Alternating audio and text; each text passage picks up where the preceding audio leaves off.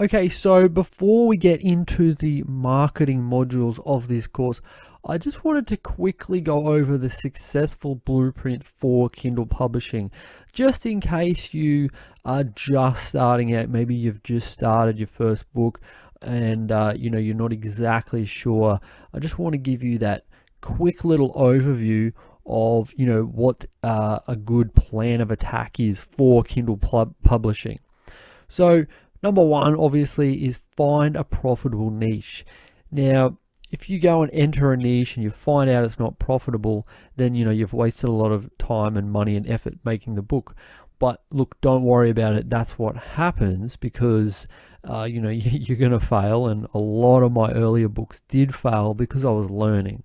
So don't be afraid about that. But number one is you want to find a profitable niche, and then you want to own it. Long term, that's what you want to do. You want to own that niche. Now, number two is getting a book written or writing it yourself. Now, obviously, look, if you want to write it yourself, you can. It's just a slower way to do it. Maybe you're more interested in just being an author and slowly building it, building up your name. Or you're going to get someone else to write it, which is obviously a lot quicker. And if you're trying to build up a publishing business, then obviously that's what I would recommend. But you can do both. You can write a book while you're getting other books written, so that's also up to you. Okay, number three is to start a pen name or use your own. Again, this is how you want to structure things. If you don't want anything under your name, you don't want people to know your books, then you make up pen names. And I would suggest not having a lot of pen names, because again, this is what I did when I started out. I had a lot of different pen names, and therefore it's harder to focus on certain niches and really sort of focus on that pen name as well when you've got heaps scattered over different niches. So I would try and just focus on one at first, and then building up a really strong pen name. Oops, sorry, wrong one. Number four, focus on quality. Okay, now this is getting more important. Now, your first book probably will fail, so you got to focus more on getting it out there quicker rather than making it perfect, because it can be improved later if it makes sales. You can rewrite the book, make it longer, get a better cover, all those kind of things. But at first, you just want to focus on a quality book. It doesn't have to be perfect, it just has to be quality, and then getting it out there. Okay, number five, get a great cover made. Okay, we're going to go into how to do a perfect cover and beat your competition later on in the course, but this is one of the big factors of people buying your book. Okay, number six, edit and format your book. Of course, I recommend that you get someone else to edit and format it, or you can do it yourself at first, of course, which is what I did. And just as long as you do go over the book carefully and spot the editing mistakes, because a lot of the time that's one of the big things with Kindle publishing that you see out there with reviews or bad reviews is bad editing. Number seven, upload to KDP. Very simple process. If you've got everything ready, it usually only takes about 5 minutes. Okay, number eight, write a great description. Okay, this is one of the other very important things. Using HTML, writing sales copy pretty much with it, and making it sound really good. So we're going to cover that later as well.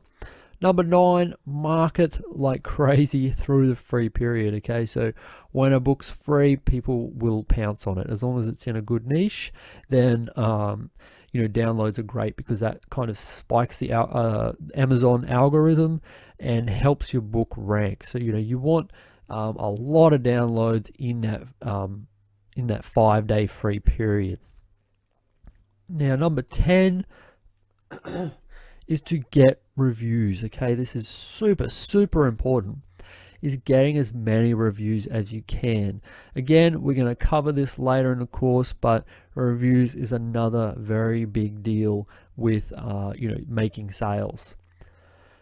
Number 11, that's the basic process, and then you want to repeat it. If you want to make more money or you want to learn more, then you need to repeat it. So you make a book, you learn, and then you repeat, and then you tweak and adjust and and improve all the time with every single book.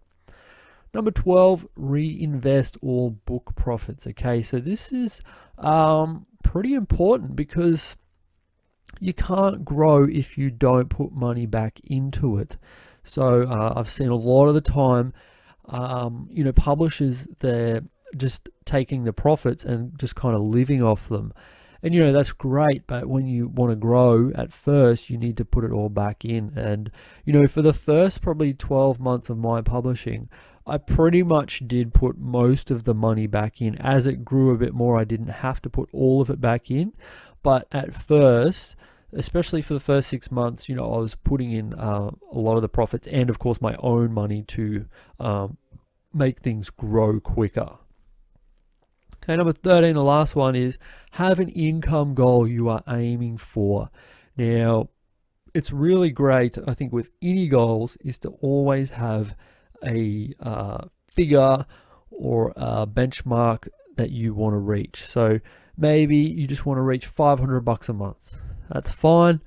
Maybe you want to reach 1,000. Maybe you want to reach $3,000 a month or more. It's up to you. Just work out, where you want to be, and you can adjust it as you go. But especially when you first start, things may not go. Your books may not sell perfectly, but it's a great idea to make those goals and make those milestones, to publish a certain amount of books and try and make a certain amount of money and all that kind of thing.